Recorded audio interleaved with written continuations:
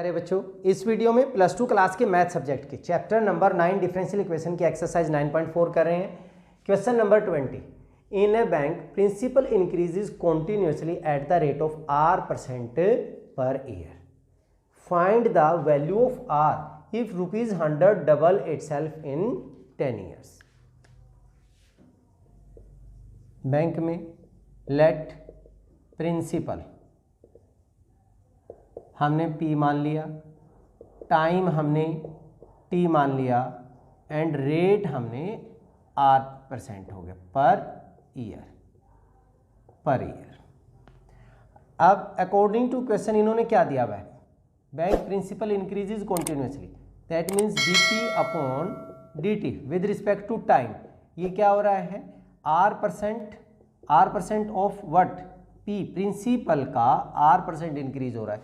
मतलब इसको हम लिख सकते हैं R/100 इंटू P, और we can say DP upon P is equal to R/100 into DT। Integrating both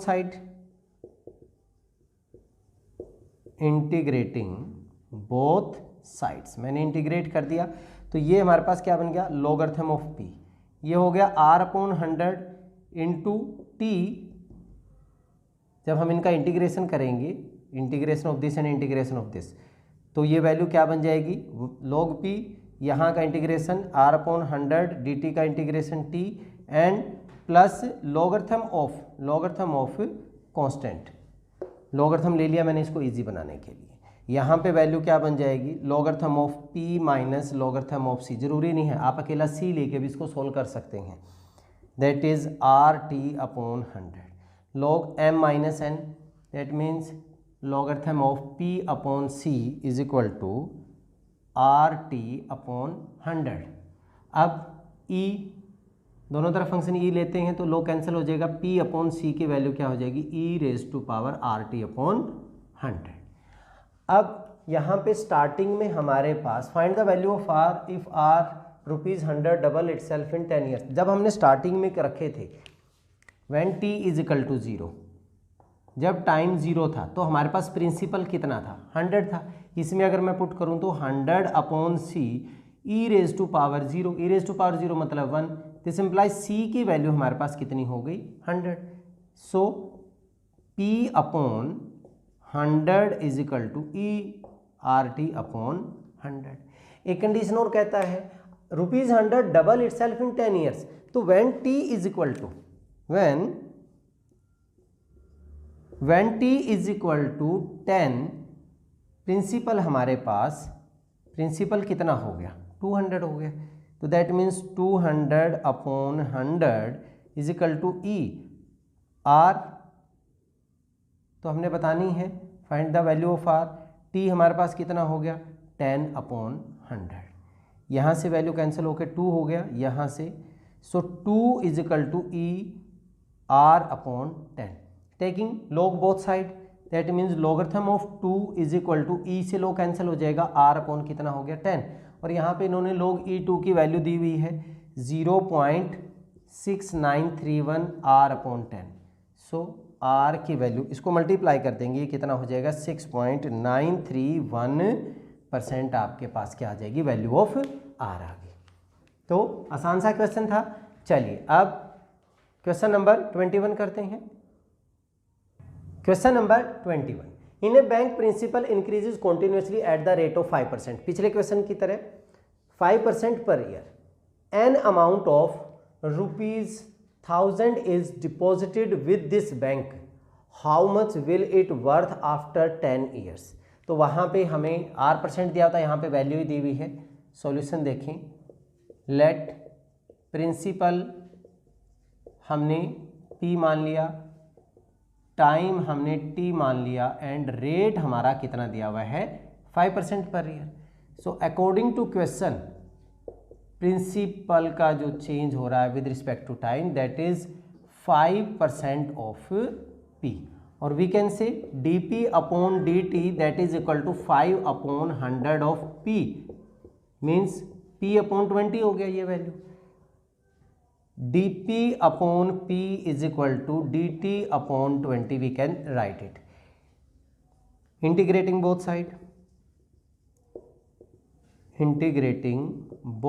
sides. तो ये वैल्यू क्या हो जाएगी, dp upon p integrating dt upon 20. 1/20 तो हमारा कांस्टेंट ही रहेगा, that is logarithm of p and 1/20 into T and plus का लॉगरिथम ऑफ c. इसको इधर लेके जाएंगे, logarithm of p minus logarithm of c is equal to T upon 20 हो गया. यहाँ पे वैल्यू बन जाएगी logarithm of p upon c is equal to T upon 20.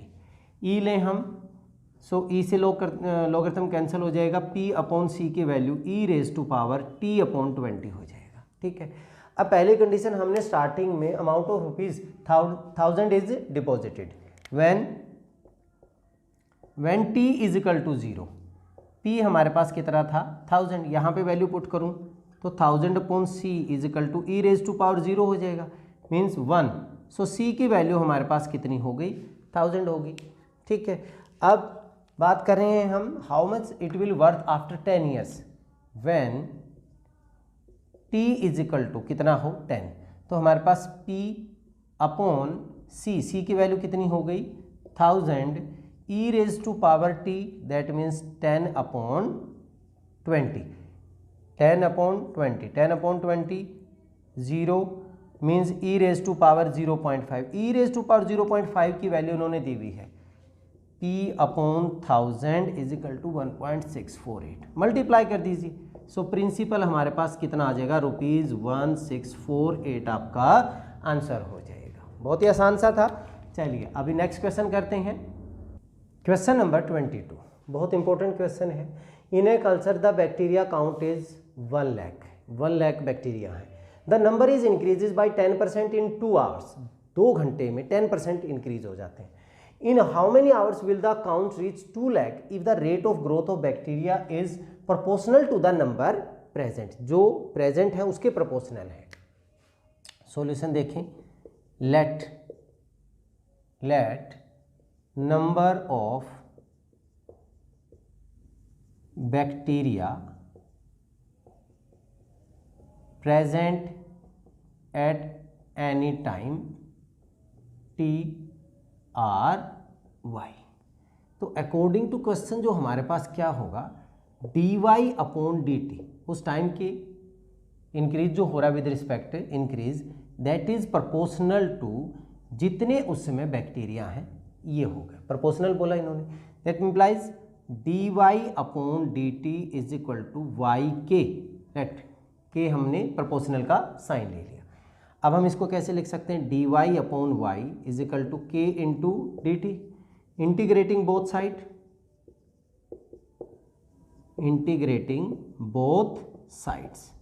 Integrate किया dy upon y is equal to integration के constant हमारा dt हो गया.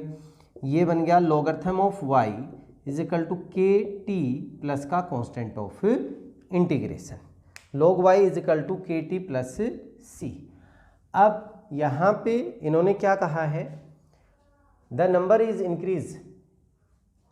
स्टार्टिंग में हमारे पास 1 लाख है स्टार्टिंग में. When t is equal to 0 the number is increases by 10% in 2 hours. let y not be the bacteria at t is equal to 0. मतलब जब टाइम 0 था हमने क्या मान लिया कि y note with the bacteria present at that time. यहाँ पे अगर मैं वैल्यू पुट करूँगा तो मेरे पास क्या बन जाएगा, लॉगरिथम y नोट बैक्टीरिया हो गए, t 0 हो गया, 0 प्लस c, मतलब c की वैल्यू हमारे पास क्या होगी logarithm of y naught. So logarithm of y is equal to k t plus का लॉगरिथम ऑफ y नोट. इसको इधर ले आए तो यहाँ पे वैल्यू हमारे पास क्या बन जाएगी, logarithm of y minus logarithm of y naught, logarithm of y naught y naught is equal to k t. m minus n, logarithm of y upon y naught is equal to k t. ठीक है, ये value होगी, इसको equation मान लीजिए हमने 1 मान लिया। अब यहाँ पे rate increases by 10%, rate increase जो है हमारे पास वो कितना हो रहा है, दैट इज 10%। तो वैल्यू क्या बनेगी हमारे पास, स्टार्टिंग में हमारे पास वाई नोट था, वाई नोट का हमने वाई नोट जो है 110%, ये 10% इंक्रीज हो रहा है। अगर कोई वैल्यू 100 है तो उसका 110%, 110 of y naught is equal to y. Starting में मेरे पास ये था, उसका 10% इंक्रीज हो गया, तो किसी भी वैल्यू का 10% इंक्रीज करेंगे तो 100 + 10 अपॉन 100। दैट मीन्स अगर मैं यहाँ पे y अपॉन वाई नोट की वैल्यू निकालूँ 110 अपॉन 100, दैट मीन्स 11 अपॉन 10 हो जाता है हमारे पास। यहाँ से y upon y naught is equal to 11 upon 10 with respect to, starting में ये थे, अब ये हो रहे हैं किस रेट से, 11 अपॉन 10 से। तो यहाँ पे वैल्यू क्या बन जाएगी, logarithm of 11 upon 10 is equal to k t हो गया। ठीक है, के टी प्लस सी की वैल्यू हमने रख ली थी। ठीक है, तो log 11 upon 10 k t in 2 hours, in 2 hours की बात कर रहा है साथ में, when t is equal to 2 होगा। जब t की वैल्यू 2 हो तो हम यहाँ पे t की वैल्यू भी क्या रखेंगे, 2 पुट करेंगे। सो 2 × k, दैट इम्प्लाइज k की वैल्यू मेरे पास जो बन गई वो बन गई भाई 1/2 लॉगरिथम ऑफ 11 अपॉन 10 हो गया। तो यहाँ पे वैल्यू अगर हम पुट करते हैं, logarithm of y upon y naught is equal to 1/2 logarithm of 11 upon 10 into t हो गया। अब हमें क्या निकालना है, टाइम ही तो निकालना है। So t if the rate how many hours, so t की वैल्यू हमारे पास बन गई 1/2 लॉगरिथम ऑफ 11, सॉरी ये इधर आएगा हमारे पास, logarithm of y upon y naught 1/2 logarithm of 11 upon 10।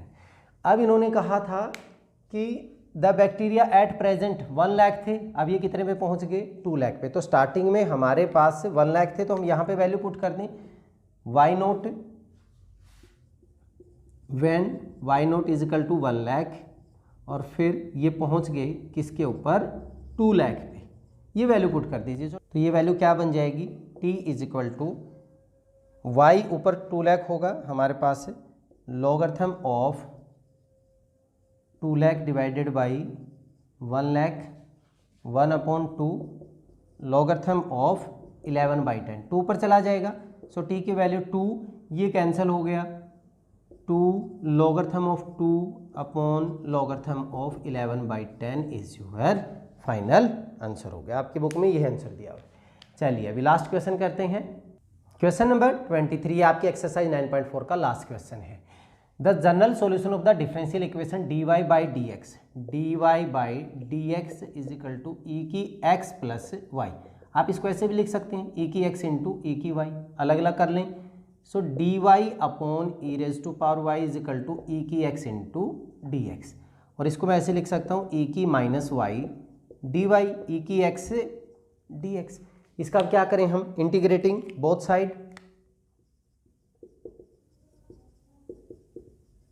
तो ये बन जाएगा इंटीग्रेशन ऑफ e की minus y d y e की x dx, इंटीग्रेशन e की minus y divided by -1, and this is e की x प्लस का c constant of integration. यहाँ पे माइनस बन गया, तो ये वैल्यू क्या बन जाएगी हमारे पास, माइनस ऑफ e की माइनस वाई, इसको भी इधर ले आएँ, e की x is equal to c, और माइनस कॉमन ले लूँ मैं, e की माइनस वाई प्लस का e की x is equal to c, minus उधर ले जाएं, तो e की माइनस वाई प्लस का e की x is equal to minus का c, और लेट हमने इसको कैपिटल C मान लिया। तो यहाँ पे हमारे पास e की x plus e raise to power minus y is equal to c. Constant minus plus constant ही रहता है, तो हमारे पास ऑप्शन कौन सा बन गया, ए इज अवर राइट ऑप्शन। ठीक है, ये था आपका लास्ट क्वेश्चन। चलिए इस वीडियो में इतना ही, नेक्स्ट वीडियो में अगली एक्सरसाइज के क्वेश्चन के साथ मिलते हैं, तब तक के लिए जय हिंद जय भारत।